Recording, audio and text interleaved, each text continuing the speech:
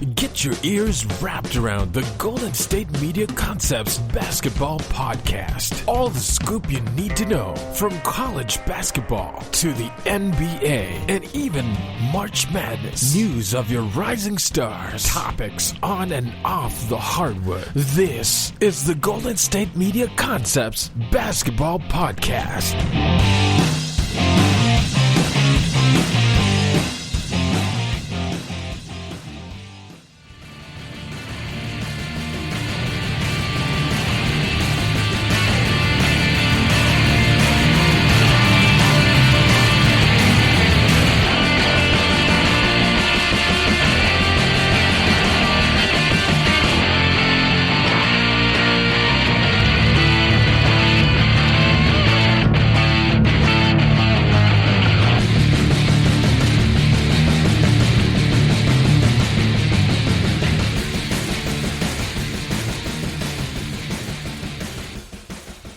What's going on, guys? You're listening to the GSMC Basketball Podcast. I'm your host, Casey Foreman, as always on Mondays and Thursdays. Maybe a little bit of a late podcast getting posted this week. Sorry about that. I'm back here at the GSMC Podcast Network. This podcast is brought to you by the GSMC Podcast Network. Let's go ahead and get into today's show.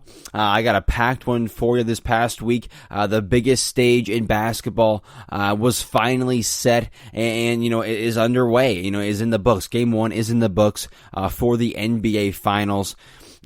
Big weekend sports. Where the NHL has concluded. We still have where the MLB has started their postseason in the past week. The NFL is still going not as strong. They're having a little bit of issues having positive coronavirus tests for the Tennessee Titans postponing the game with the Steelers. So the NFL having some issue, a little bit of issue, but for the most part, successful for the most part so far. It's been an insane, or a packed week, I should say, not necessarily insane, but it's been a packed week in the world of sports. But like I said, the stage has been set for the biggest game, the biggest stage in basketball. I want to start with that in today's podcast, in today's show. Give you guys my reaction, my takeaways from Game 1 of the NBA Finals between the Lakers and the Miami Heat. After that, I want to continue on discussing the finals, but after Game 1, going on for the rest of the series, give you guys my prediction from what I think what we may see, what will occur going forward in this year's NBA Finals. My prediction for who will win the title and all. I also want to discuss Kyrie Irving. He is in the news yet again. He had some comments on his teammate, Kevin Durant, that I want to discuss, break down, talk about, and cause I like the comment. I don't like it in a way. I don't want to start anything in any way, but I want to talk about what Kyrie said about Kevin, and then at the very end of the podcast, Doc Rivers. Okay, I want to talk about Doc. He is obviously no longer with those Los Angeles Clippers.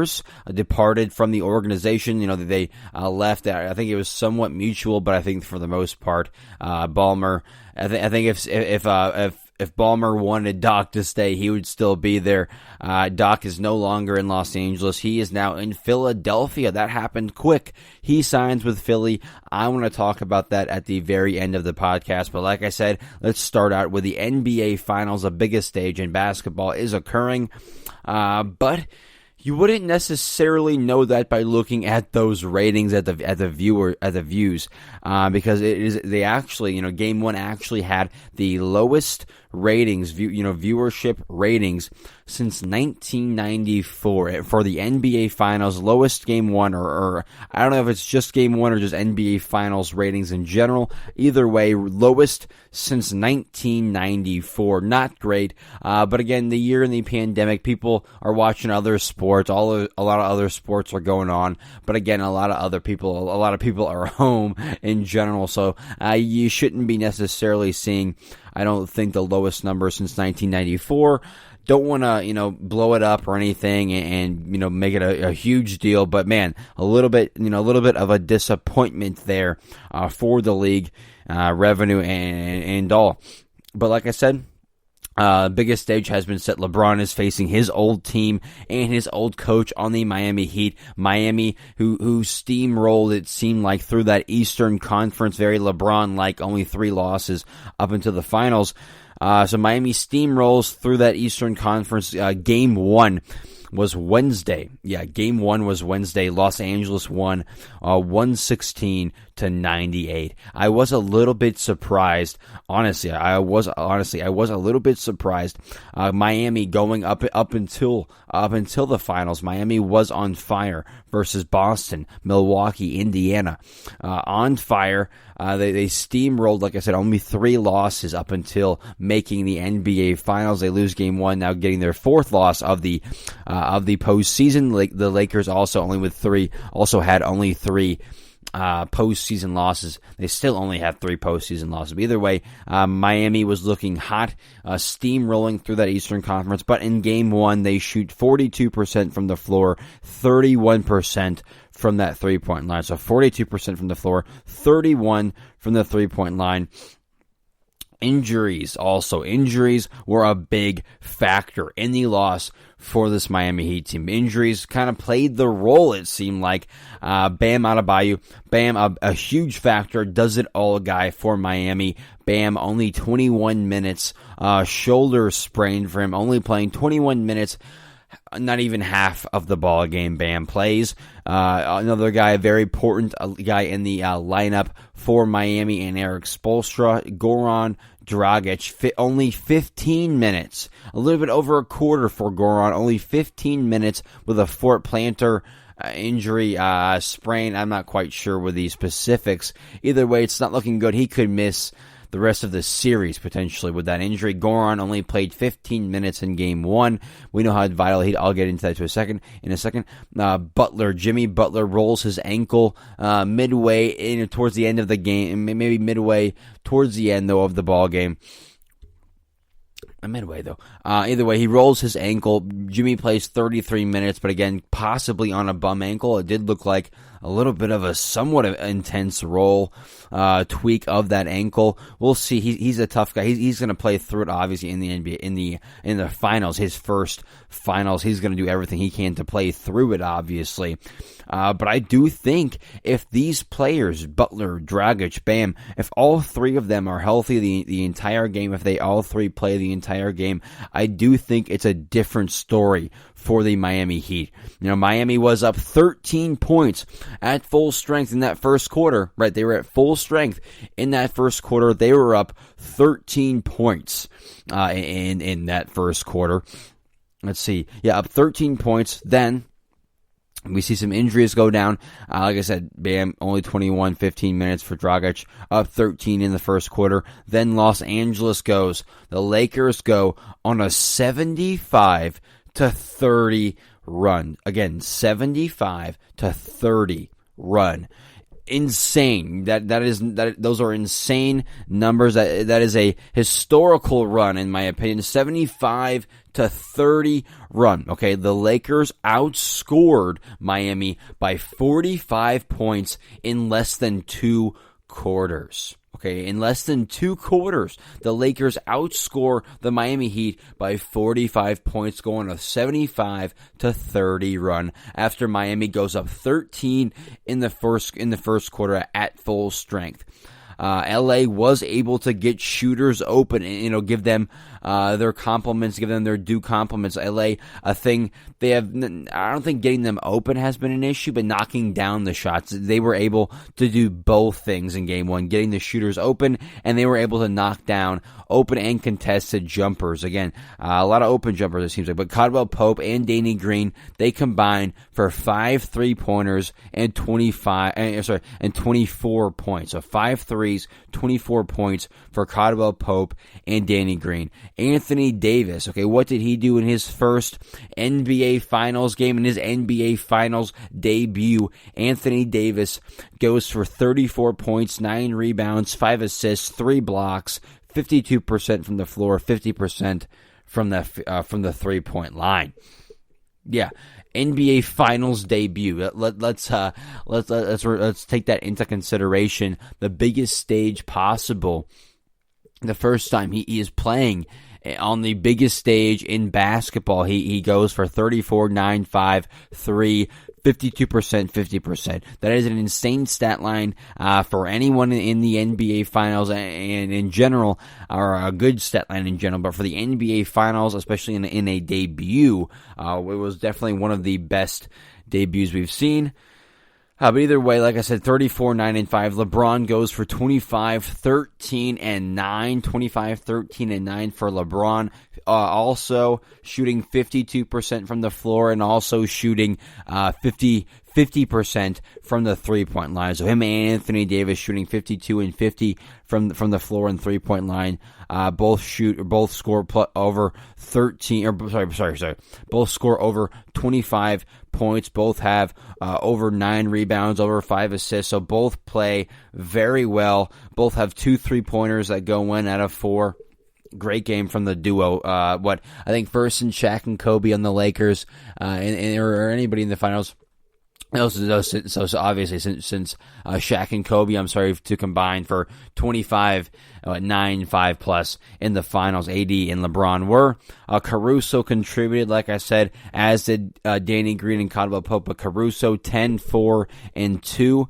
10, 4, and 2 for Caruso. Morris gets you 8 and 3. Rondo 7, 3, and 4.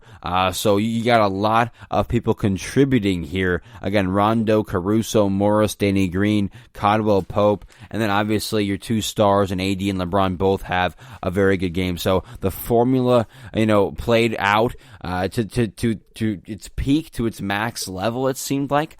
For Miami, on the other hand, Jimmy Butler, he plays okay on that bum, actually pretty good. A very good game for Jimmy Butler's standards, an average game for him. Again, on a bum ankle, 23 points, 2 rebounds, 5 assists, 2 steals, his average 2 steals per game in the postseason, and 60% from the floor. So despite having that hurt ankle, he still plays a very good game, a very efficient game, shoots very well from the floor. Kendrick Nunn, the rookie, plays very well in that fourth quarter, somewhat making a little bit scary for the Lakers in that fourth quarter, but not so much. They had it in control, it seemed like, the entire time. But Nunn scores 18 points, 5 rebounds, 2 assists, 72% from the floor. Hits a couple of threes. Again, mainly scores, does his work in that fourth quarter when all hope is lost. But 18, 5, and 2 for Nunn in his rookie year, his finals debut. Tyler Hero in his finals debut, 14 points, 4 rebounds, 3 assists, 33% from the floor. 33% from the floor, 25% from the 3-point line from the rookie, for the rookie. Understandable, the biggest stage possible. He's played very well. With Bam being out of the lineup, Goran missing time, more pressure was on him to make shots. He shoots 2 of 8, 3. I don't know, terrible percentage of, like I said, 33%, 25 from the 3-point line. I want to give him a little bit of slack. Rookie year, obviously, he's had some very good showings in this year's postseason. A lot of focus was on him with Bam and Goran Dragic being out.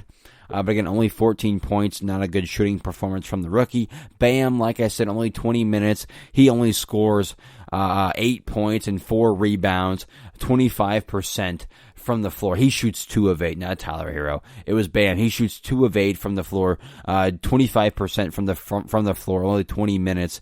He gets hurt, only 8 points for Bam. Goran Dragic, a big point. He's averaging 20 points in the postseason, 6 points, 3 assists, 37% from the floor in 15 minutes for Dragic. So big parts, big pieces of the lineup in the game plan of the team, in Dragic, in Bam, in the identity of the team. Bam and Dragic both play 15 and 20 minutes combined for no more than 14 points. So that is a huge reason in the loss. Another rookie in Duncan Robinson, who they are used to contributing on the three-point line, especially on the three-point arc. 0 points for Duncan Robinson in 27 minutes. Don't think he only played 10 minutes. No, 27 minutes, 0 points, and doesn't make a single shot from the floor. Doesn't score in 27 minutes in a guy who they usually count on 3 threes per game almost. So a rough night for the Miami Heat. Eric Spoelstra, though, in my opinion, a great game-to-game coach in his game plan adjustments. How will he, adjust going forward? He's very good at picking apart, what they did wrong in prior games, somewhat fixing it going forward. So I'm confident in him making some adjustments. Okay, I am confident in Spoelstra, him making game-to-game adjustments. But it is not looking good, honestly, for the Miami Heat. Bam and Dragic are questionable for Game 2. Dragic, like I said earlier, could miss the entire rest of the series. Okay, LeBron, in my opinion, is in control of the series so far. Obviously, him and the Lakers are in control, up 1-0. If Miami wanted to really compete in this series, they needed to steal Game 1. It was very important for them. They come out small. Actually, they come out kind of hot in the first quarter, but they cannot sustain it throughout the entire game. They show it is their first finals appearance for a lot of people on the court.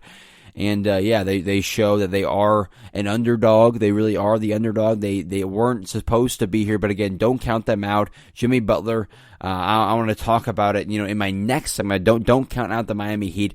I wanted to continue on, after the break, after a quick word about BetUS. I want to discuss the series overall for the Lakers, and the Miami Heat going forward. My prediction for the rest of the NBA Finals will be coming up next.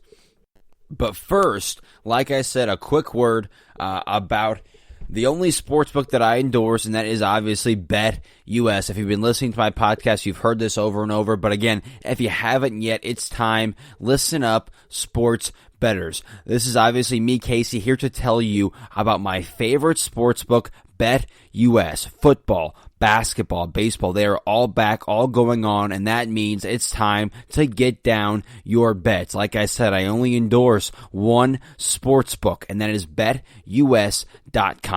Why, you ask? BetUS is the pioneer in online betting with more than 25 years in the business. You guys need a sportsbook with integrity, longevity, and you need to know that you're going to get paid. You need a sportsbook that offers everything, including live betting, MMA, golf, horses, esports, entertainment of all kinds. They have crazy prop bets. They have futures. They have it all. Nobody in the industry gives bigger bonuses than BetUS. Go to BetUS now, fill out your information, and it only takes a couple of minutes. When you get to the How Did You Hear About Us box, type in GSMC, and get up to 150% in bonuses on your first deposit. Nobody can beat that. I bet BetUS.com, so should you. Join today, okay, BetUS.com. Don't forget to type in GSMC to get up to 150% in bonuses on your first deposit. Again, it's BetUS.com. I use it. We're going on in the NBA Finals. All sports are going on, guys. Go check it out. I'll see you guys there. Are you looking for the very best NFL and college football podcast? Then check out the GSMC Football Podcast. Get the latest football news both on and off the field. From the NFL Draft to trades to the rumor mill to the NFL Combines. They got you covered. That's GSMCpodcast.com/football-podcast. Get updates on college rivalries, game day insights, and much, much more. It's football talk the way you want it. This show eats, sleeps, and breathes football. Don't forget to like them on Facebook and follow them on Twitter. Visit GSMCpodcast.com for more info.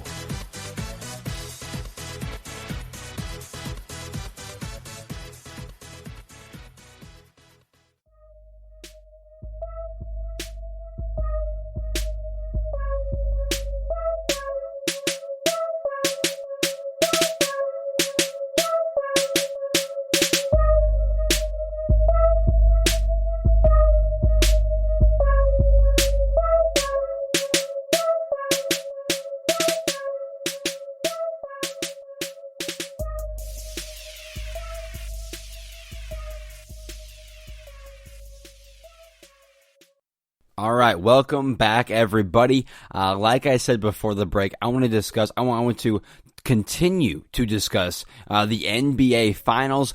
They are officially, or Game 1 is officially in the books, I should say. Like I said earlier, Los Angeles getting the win in Game 1, 116-98. But yeah, again, the biggest stage in basketball has been set. The first game is in the books. And again, guys, if you haven't had a chance to go check out BetUS, go check it out while you can. The only sports book that I endorse and that I use personally. But again, Game 1 is in the books. Let's go ahead and continue, like I said, discussing the NBA Finals going forward. We saw Miami struggle, Los Angeles shine in Game 1. The Heat have almost no NBA Finals experience, almost no veteran experience on that Miami Heat roster. A lot of rookies: Kendrick Nunn, Tyler Hero, Duncan Robinson. Not a whole lot of experience. It's all of their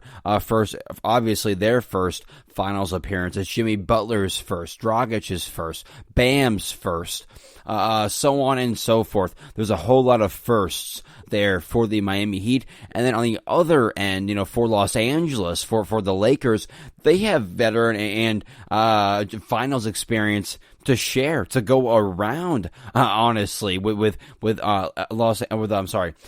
Howard, LeBron, JaVale McGee. They have Rondo.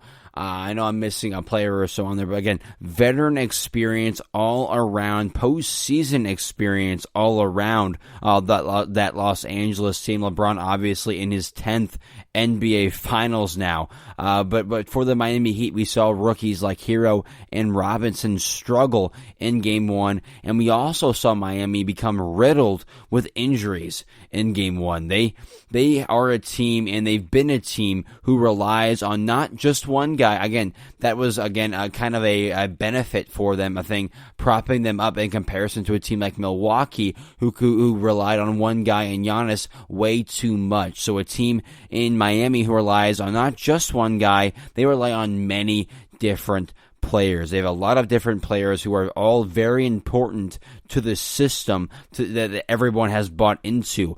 Okay, so all of the players, a whole lot of players, 6, 7, 8 guys, I could say, not 8, maybe 6, at least 6 guys for Miami that are all very important, arguably as important as each other. At least 4 guys you can argue for Miami in comparison to teams like Milwaukee, the Lakers who have 2. So yes, Miami, a team who relies on many players, and Dragic, obviously one of those players. He handles the ball. He makes a lot of the decisions late in the ball game, makes a lot of late game shots, a very good 3-point shooter, very good in the pick and roll. He brings up the ball a lot for them. Again, a high IQ player, pretty much a veteran player, not too much postseason experience, but he's been in the league a whole while. He finally was propelled back into that starting lineup, helping the Miami Heat a whole lot offensively and defensively. Not an undersized guard by any means, but the injury by him, means the lack of ball handle, of decision making, late game shots, late game IQ, 3-point shots, pick and roll usage. So Dragic, him not in the game, you're missing all of that. Bam, he's a do-it-all kind of guy, even more than Dragic. He does it all even more. Okay, so to another level, I should say. I really want to hammer this here.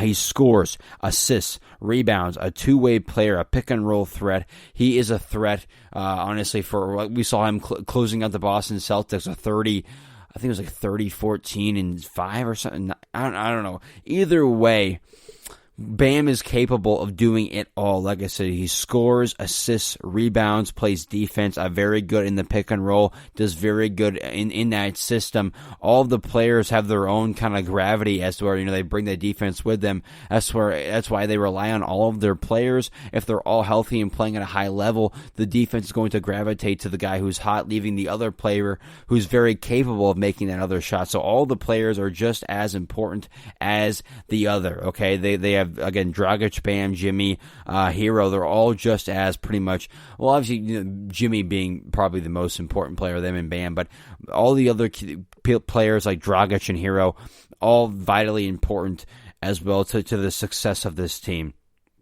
But having Dragic and Bam go down in Game 1 very much hurt them, and if they're not going to have them going forward in this series, it's really going to hurt their chances to compete going forward. Miami is also used to both Robinson and Hero, both rookies, like I said, contributing, especially in this year's postseason. They're used to them contributing. Hero this year's postseason, 16 points, 5 rebounds, 4 assists for the rookie, but 30-something% from the three, mid-40s from the floor. So he's shooting a decent percentage from both the three-point line and from the floor. 16, 5, and 4 was very important in taking down the Boston Celtics. So Tyler Hero, 16, 5, and 4. Duncan Robinson, 10 points, almost 3 3-pointers per game. Almost all of his points coming from that three-point line. A lethal three-point shooter. He's got the confidence to keep shooting them. They've given him that confidence. So they're used to both of those guys stepping up in big in spots and in late game spots, especially Tyler. But injuries really could put an end to the Miami Heat's chances of competing, like I said. But do not be confused. Again, do not be confused. I never thought the Miami Heat were going to win the finals or going to win this series we're going to beat the Los Angeles Lakers. I never thought, honestly, that was in play. Let me get a quick drink. Okay, so yes, I never thought that was honestly in play. I did think that LA was going to win in 6 games, okay? I thought they were going to win in 6, so obviously then I expected the Miami Heat to get 2 wins. So me saying LA in 6, that is incorporating the Heat to win at least 2 games there, right? So I didn't think it would be a blowout by any means if Miami was going to be at full strength, we were all thinking. But it's looking like the Lakers are playing some of their best, if not their best basketball at the most important, at the biggest moment of the season of some of these players' careers. The Lakers are peaking and clicking, playing some of the best ball of this season. We heard all year. We have heard the narrative. We've heard people saying these things all year, it seems like, honestly.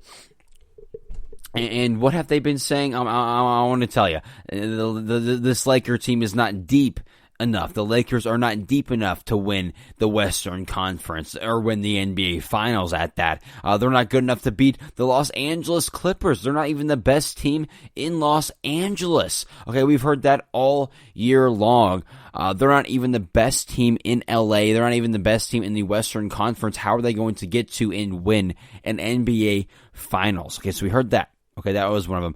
This is an old team. The pieces don't fit. They waited too long to sign all the players they did. They were waiting for Kawhi. They were left high and dry. Rob Pelinka did his best to throw these players together, but it doesn't mesh. It's a lot of old players who can't necessarily shoot. I don't know what they did putting this team together. Old team doesn't necessarily fit. Anthony Davis. Anthony Davis is a very good. He's an all-star, if not an all-NBA caliber player. Very good guy, but he's a number 2 guy. He's a number 2. Can he do it? He's a very good, but is he great? Can he do it consistently, and can he do it on the biggest stage possible? You know, if LeBron and they can get to the postseason, can he perform consistently in the fourth quarters all year? It's been can Anthony Davis show up in the fourth quarter? We know he can do it from 1 through 3. Can he show up and bring it home in the fourth quarter? He's had a game-winning 3-point shot over Denver. He's had some great fourth quarter performances in this year's postseason. But again, Anthony Davis is good, but is he good enough? Can he do it on the biggest stage possible? To remind, and another narrative again, LeBron James, the Wash King in his 17th season, is he good enough to carry this team? Him and Anthony Davis, can they carry this old, not so good roster to the top? Again, a lot of old guys, not a lot of young players. Are they going to get burnt out at the end of the season? Can they shoot? They're inconsistent. All of this we've heard. Not deep enough to win the West. All of this, not the best team in this city. Anthony Davis, is he good enough to do it on the biggest stage? LeBron, he's old. Can he still do it? LeBron James or Anthony Davis, just had one of the best NBA Finals debuts we've ever seen, with 34, 9, and 5, again, in his NBA Finals debut with the win. LeBron James, second in MVP voting. A lot of people said he should have won it. Closed out the Denver Nuggets in triple-double form, 38, 13 and 10, something like that. Either way, gets the triple-double in dominant fashion and gets the gentleman's sweep, beast through the Western Conference. Gentleman sweeps Portland, gentleman sweeps the Rockets, gentleman sweeps the Houston Rockets, or sorry, the Denver Nuggets. So they gentleman sweep, they steamroll through the Western Conference. I know the old pieces that don't necessarily fit seem to be clicking and playing very well, playing their best ball at just the right time. LeBron seems to be locked in. Okay, LeBron seems to be locked in and wants to end this series, and he wants to go home early. So we heard all of that, but again, that's not what we're seeing. We're seeing Anthony Davis playing very dominant ball. LeBron James, second MVP voting. He's very locked in, wants to end it. He's saying he is as locked in as ever, if not more than ever, in his entire career, in his 10th NBA Finals, saying it doesn't mean anything if I don't get it done. I gotta get it done. The supporting cast for the Lakers is showing that experience matters. Danny Green, Rajon Rondo, Dwight Howard, showing true experience and grit in this year's postseason. The young players like Caruso and Kuzma playing okay, playing decently well, playing as good as they can with Green, Rondo, Howard, the veteran, stepping up. So Caruso and Kuz are doing what they need to do. Caruso 7 points, 3 assists. Kuzma 10 and a few of of the other stuff. Shooting decent percentages, but the supporting cast, again, showing that experience matters. The young guys playing okay, decently well. Again, this team seems to be clicking at just the right moment, just the right time, doing honestly what the Los Angeles Clippers couldn't all year. We were waiting. Sorry to bring that team up who choked. Look at the Clippers choked. I'm sorry. But the Clippers, a team we all were expecting to do what the Lakers are doing, turning it up in the postseason, doing it when it matters most. But again, they couldn't do that. They blew the 3-1 lead to Denver.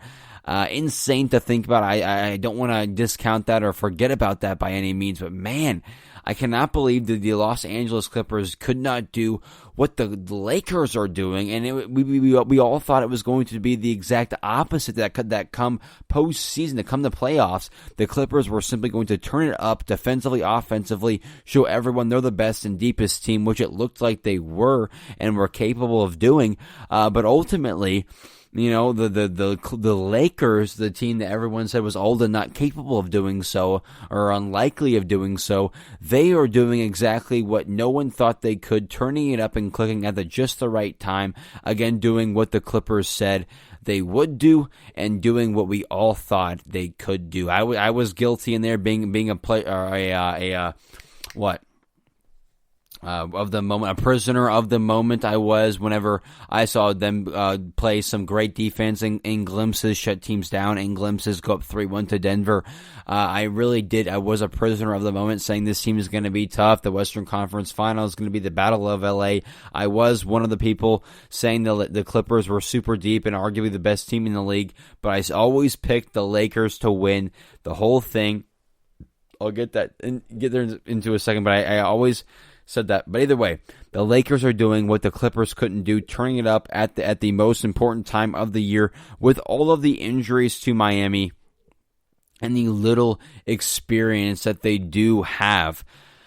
Man, it's looking like LeBron is finally getting a break in this year's finals. And don't even try to say it means less, because this team is getting hurt. Whenever Golden State beat LeBron, just LeBron, when Kevin Love was hurt, when Kyrie was hurt, I'm a Golden State supporter. If you can talk to one, if you can find one, I'm as big as one you can find, a reliable one. And to say that we don't discount that Warrior team for beating LeBron necessarily, we don't take anything away from them beating LeBron without his supporting cast. Now, if we can't take anything away from LeBron in this case, beating the Miami Heat without their full supporting cast. It's not the same thing. They're not missing a Kyrie Irving or a Kevin Love by any means, but a Bam Adebayo, if he misses serious time, that will affect, I think, what people say about the series.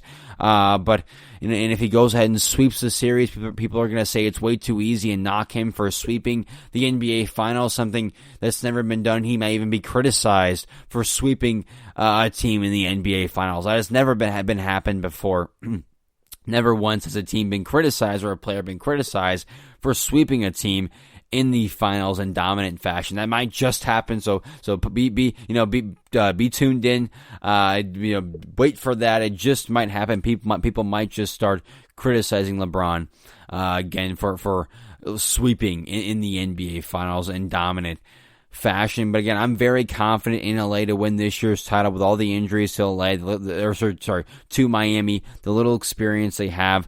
I do think Miami is going to make it tough. I did think they were going to make it tough. Jimmy Butler is determined if Bam can come back and play. Jimmy's going to play no matter what, I know. But, I do think they may win a game or so. I do hope they do win a game or so. Again, for the narrative, I think it's better for the whole bullcrap narrative. But again, I think it's pretty much over. I think Los Angeles has this pretty much locked up in dominant fashion, again, especially with all the injuries. Hopefully the Heat can win a game by will. I think the Lakers won't be shooting this well for the rest of the series. I think they will probably have at least one bad shooting night, so I think the Heat will win at least one game going forward. I picked it in 6 going forward, but can I just brag for one quick minute before taking a break? I want to brag for one quick second. My preseason pick. Okay, my preseason pick, my mid-season pick, my pre-bubble pick, and my pre-post-season pick is looking pretty good right now, right? It's looking to be correct with the Los Angeles Lakers. And again, I want to remind you guys, remember, at one point, there was a point where it was a hot take. It was once a hot take, arguably, to say the Lakers were going to, would, or should win this year's title. That was once somewhat of a hot take. LA struggling, the Clippers playing very well. That was once a hot take. Should I remind you? I stuck with it. Not to pat my own back there, but yes, I do want to do that for a quick second. Preseason pick, mid-season, pre-bubble, pre-postseason, in the postseason, my pick was correct. I stuck with it all year, despite people, knocking on it and such. I stuck with it. I want to pat myself on the back. That's it, though. No more bragging for me. I want to take a quick break. When I come back, I want to discuss Kyrie Irving, his comments about playing with Kevin Durant, and then at the very end of the show, I wanted to discuss that veteran coach in Doc Rivers moving places, moving destinations from LA to Philadelphia. So all of that is coming up after the break. Don't go anywhere. Check out the show that's built on the MMA. From the UFC to extreme cage fighting, they got the fights covered. Check out the GSMC MMA podcast. Get the latest news on past or upcoming fights. Join us as we talk to and about some of the biggest names in the MMA, past, present, and future. When it's the fight game, there's just one show to check out. GSMCpodcast.com/MMA-podcast. Don't forget to like them on Facebook and follow them on Twitter. Visit GSMCpodcast.com for more info.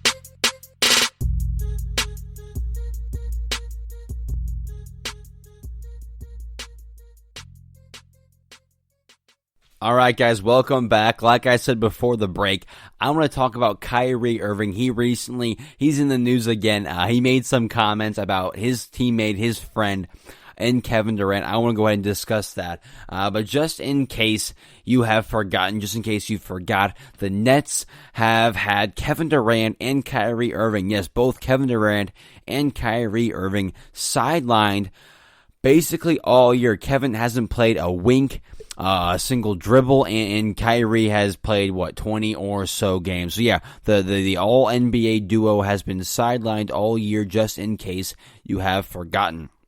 The two best friends paired up in Brooklyn last year's free agency. KD leaves Golden State, Kyrie leaves Boston. Both of them leave very good situations for each other, it seems like. But Kyrie was recently, again, in the news on a podcast saying, I finally, for the first time in my career, I feel like I have a teammate. I have a, bleep. I can't say on this podcast. But I got a teammate, I should say, who can make that shot too. Again, implying Kevin Durant is a guy who can be trusted in late game situations to take and make big clutch shots. So Kyrie says, I finally have a guy on my team, maybe for the first time, probably for the first time, who can take and make big shots. Man, he's right though. Okay, he's right though. He does have a guy on his team who can take and make big shots. I don't want to take anything away from Kyrie's comments. He's hyping up his teammate in Kevin Durant, honestly. Two examples, for Kyrie's case, for his argument here. Two examples for that guy Kevin Durant. The Slim Reaper, right? That's what we call it, Kevin. It's been so long since I've seen him play, I'm almost forgetting his nickname. Man, it's been a while since we've seen Kevin play. Either way, two examples in two big moments in two NBA finals for Kevin Durant in moments of clutchness, in examples for again, in Kyrie's case, in his argument, I should say. So two examples I want to talk about. First one, 2017 finals. 2017 NBA Finals, Game 3. Golden State versus the Cleveland Cavaliers. It's actually Kevin Durant versus Kyrie here. They're actually playing against each other. Kyrie with LeBron, KD with Steph, Clay, Draymond, the whole band of guys, band of brothers there, we know. But 2017 Finals, it's Game 3. The game is very close, going both ways. It could go either way at this point. Kevin Durant dribbles down the ball. He shoots a deep three-point shot, and he makes the clutch, late, deep three-point shot over LeBron James to basically to seal the victory in Game 3, thus solidifying, the series lead and momentum for Golden State, and to go up 3-0 in both cases. And in this case, so in game 3, 2017, he hits the clutch, the pull-up three-pointer over LeBron James in his grill. A big shot, a momentum killer for the Cavaliers, a victory-sealing shot by Kevin Durant for the Golden State Warriors in the 2017 NBA Finals, helping them go on to win those finals. Then let's fast forward the next year to the 2018 NBA Finals. Okay, let's go on to the 2018 NBA Finals. Game 3, yet again. Game 3, Kevin Durant coming down again with the ball in his hands. He shoots a deep three-point shot again over LeBron James. It's late in the ball game. This can kill the momentum for the Cavaliers trying to get back into the game, and it can seal the victory for Golden State. He knocks it down in the grill of LeBron James, thus giving the Golden State Warriors, again for 2 years in a row, a 3-0 lead on the Cleveland Cavaliers. He does it in back-to-back NBA Finals. He hits the shot. He hits the biggest shot of both finals in back-to-back years. Again, 2017 and 2018, Game 3, he hits two clutch, identical late-game three-point shots. Boom, boom. You play them side by side. They are identical, like he tried to do it again. Seals victory in both cases. There are other examples and moments for Kevin Durant being clutch in his career, but recently, and just in general, those moments have got to be the biggest for Kevin Durant in his career, giving him those 2 championships. But I gotta discuss the other factor in this, right? And the other thing, you guys might have thought I was going to gloss over this. No, I'm not going to gloss over this because, yes, Kyrie also had, yes, for the first time in my career, Kyrie says, for the first time in my career, I have a guy, a teammate, who can make that shot. So for the first time, Kyrie says. So, is it the first time in Kyrie's career he's playing with a guy like that? Hell no. Hell no, it is not the first time. It is Kyrie's first time playing. Sorry to be a little vulgar here. I don't like to say something, but again, no, hell no, it is not Kyrie's first time playing with a guy like that. Has he forgotten his time, his tenure in Cleveland in that Cavalier jersey? Did he forget? I don't want to be rude here. I'm giving him a chance. Did he simply forget?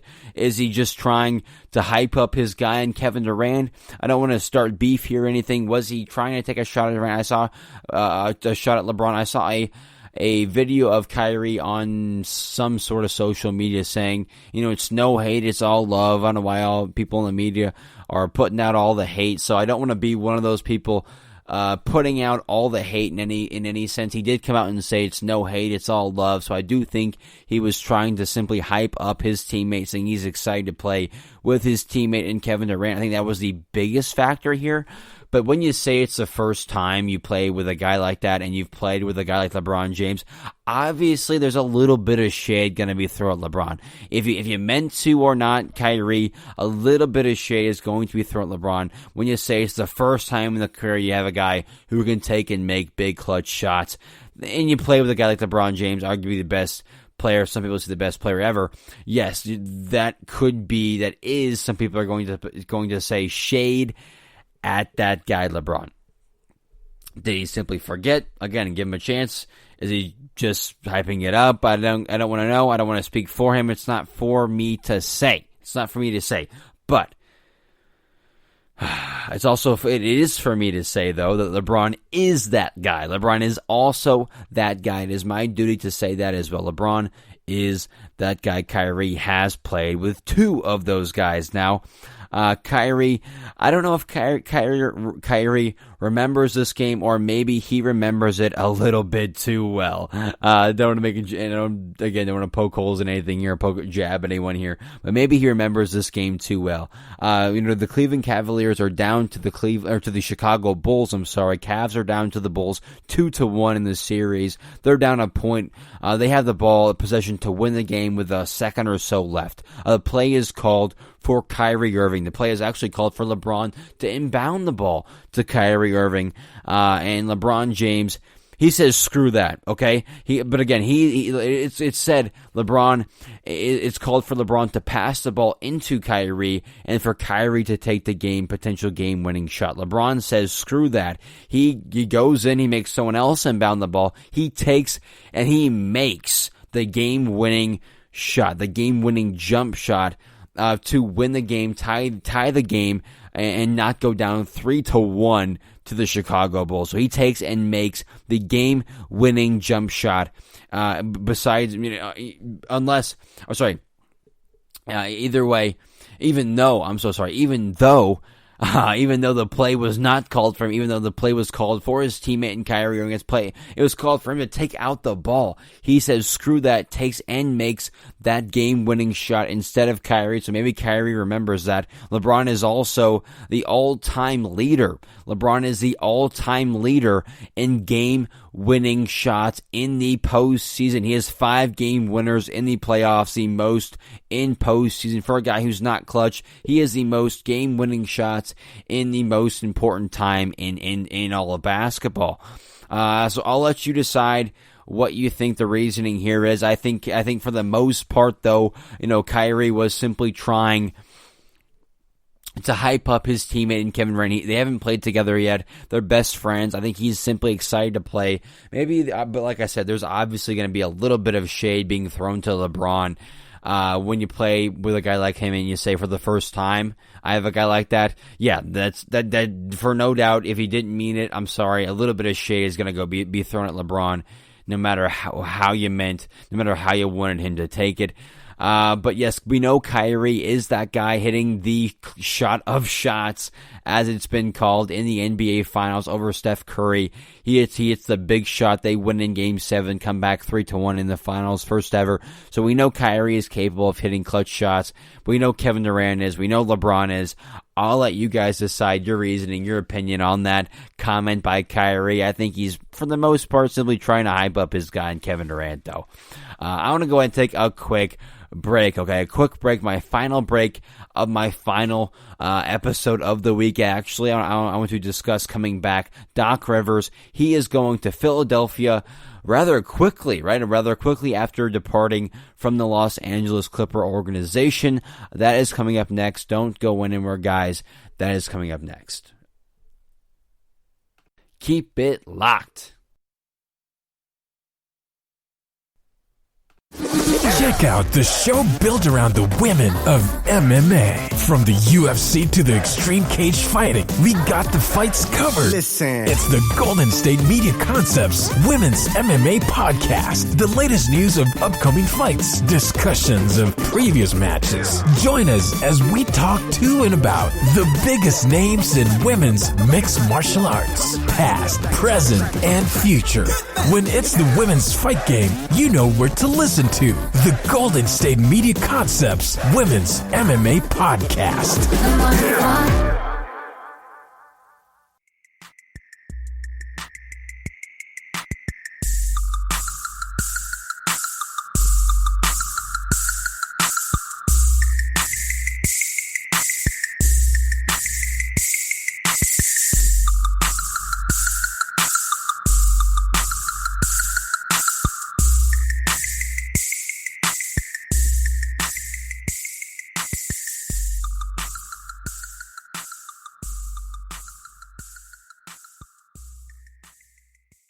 All right, guys, welcome back to the final segment of my final episode of the week. Thank you for sticking around this long into the episode and for sticking it here, for keeping it here at the GSMC Podcast Network.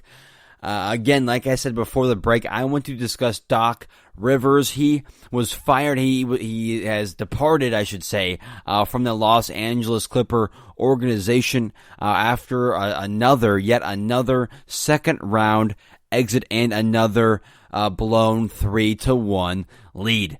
He is the first coach ever. If you are unaware of this, he is the first coach ever with 3-1 blown leads. First coach ever to be up 3-1 and blow those leads 3 times. He also has the worst record ever for coaches in Game 7s. In Game 7s, he is the worst record ever in Game 7. So Doc Rivers also never took that team, never took the Los Angeles Clippers in 7 years to the Western Conference Final, could never get out of that second round, and there's no doubt about it. Him and that team this year, they underperformed with that talented, arguably, I don't even know if it's arguably, the best roster in basketball. They underperformed, and they blow a 3-1 lead. They choke. Okay, they choke, and especially after the Lakers roll through Denver. It made it even more apparent and even more obvious that the Clippers did in fact choke. Denver isn't this thing that no one saw coming and a juggernaut that no one could stop. No, the Lakers beat them in 5 games, something the Clippers should have done and could have done, but they blow that 3-1 lead. And you saw it after the game. People said it's team chemistry. The game plans that it could be coaching they're pointing at right there, arguably selling out Doc for them having terrible fourth quarter. So I don't think it's all on Doc. But again, he has the worst record ever in Game 7, 3-1 lead. So it's in black and white. The record's there. I understand, completely understand the Clippers move to move off of Doc Rivers. I'm also very intrigued to see what they do going forward. Stick around here at GSMC. I'll do another topic going forward about what the Clippers should do with their head coaching spot. Maybe we'll hear more news between Ty Lue, Jeff Van Gundy. We'll see what's going on there with the Clippers. But again, once the Lakers rolled through Denver, it was apparent that it simply was a choke job, honestly, by that Clipper team. Days later, after, he gets fired, we hear that Doc is interviewing with the 76ers like a day or so later, and then bam, he signs a 5-year deal with the Sixers. He's locked up in Philadelphia for a long time. And I do want to say, I like the move. Right away, as soon as I heard Doc Rivers to Philadelphia, to the Sixers, I thought, you know what, that seems to fit. That feels right. I never thought it was a perfect fit for him in Los Angeles. Him in Philadelphia seems like a good fit. I like the move, and there are a few reasons why I like this move. Doc is back in the Eastern Conference. First up, again, Doc is back in the easier conference, back in the East. This team also, the 76er team, has done nothing but underperform, and it does seem like it could be because of coaching, motivation. It does seem like those two things could be the biggest issue for this Philadelphia team. Embiid has not necessarily improved in the past season, has somewhat, I don't think he's hit his ceiling, but I do think he can improve. As far as his motivation goes, I think his motivation, his dedication, his physique, all of that could be questioned. That has been questioned, and rightfully so. It doesn't seem like Embiid can play 35-plus minutes consistently and be the best player on the court throughout the entire game, of all 4 quarters. It doesn't seem like you can get that consistently from Embiid. Again, physique, motivation, dedication, all of that can be questioned from Embiid. All of that can also come from coaching, how motivated are you getting your players. It also comes down to your star players, how much they want it. As far as Ben Simmons goes, though, he has not worked on the part of his game that is honestly the most important part at this point, and that is his outside jump shot. He still has no outside jumper, has not increased his number of jumpers necessarily, not the number that is going in, his percentages. Still terrible, still a liability from outside of 5 feet. So he's a liability shooting the basketball still. He still has not addressed that part of his game despite being in the league multiple years now. Embiid, how is that physique? Can you play? Can you be the best player on the court for 4 quarters of a night? And again, all of that, you can look at coaching and motivation for that. Not a huge increase of play for either Embiid or Simmons. When you're looking at it, not a huge increase of play for either Embiid or Simmons for the past couple of years. I do think a veteran coach in Doc Rivers can possibly wake this team up, get them to focus. Either way, they need shooters. When they were best. They were the best in years when they had Marco Bellinelli, JJ Redick, Jimmy Butler, guys who could score the basketball. They get rid of those guys; they're not as good. So they need shooters, they need scorers. But either way, they have they have all-star, all-NBA talent on this team. Now a veteran, a tough coach in Doc Rivers who can hopefully wake up this team, get them to focus, get them to lock in on what they need to focus on, get some new shooters around this team. But the 2 stars in Embiid and Simmons need to click. And Doc has shown in prior seasons and in his career that he does have experience in that field with the Boston Celtics, those big personalities, Ray Allen, Paul Pierce, Rondo, Garnett, with the Clippers, with Blake Griffin, Chris Paul, DeAndre Jordan, with the current Clippers now. So he's proven he can get people to get along and mesh. So that is exactly what Embiid need to do. They need to click. So Doc has shown experience in that field. He's a tough guy. Hopefully he can wake up the young players, get them to focus more on their games. Overall, Doc to Philadelphia, the 5-year extension, I think overall is a very good move. I'm excited to see what goes forward. I'm also excited to see what the Clippers can do filling their head coaching job. Maybe a Mike D'Antoni, Tyronn Lue steps in. Maybe Jeff Van Gundy, the older role, steps in. The veteran approach, we will see. It's been an insane week in sports. A lot of moves have been going down. While we have football, basketball, and baseball, go place your bets at BetUS while you can. Keep it here at the GSMC Network. We still have more podcasts coming out over the weekend. Check out our football podcast after watching NFL Sunday. But again, thank you all for the continued support. Go check us out on Facebook, on Twitter. Leave us a comment or review on whatever platform you are listening on. Again, thank you for the continued support. I'll be right back here. We have the NBA Finals, I believe, tonight. Don't miss tonight's game.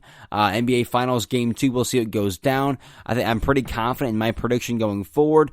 Take advantage of the NBA Finals while we have it. We only have a week or so left of the NBA. Take advantage of it while we do, in fact, have it. But again, thank you for the continued support. I'll see you guys here at GSMC, the Basketball Network, our podcast, next week on Monday. Keep it here at the GSMC Podcast Network. I'll see you guys next week. You've been listening to the Golden State Media Concepts Basketball Podcast, part of the Golden State Media Concepts Podcast Network. You can find this show and others like it at www.gsmcpodcast.com. Download our podcast on iTunes, Stitcher, SoundCloud, and Google Play. Just type in GSMC to find all the shows from the Golden State Media Concepts Podcast Network, from movies to music, from sports to entertainment, and even weird news. You can also follow us on Twitter and on Facebook. Thank you, and we hope you have enjoyed today's program.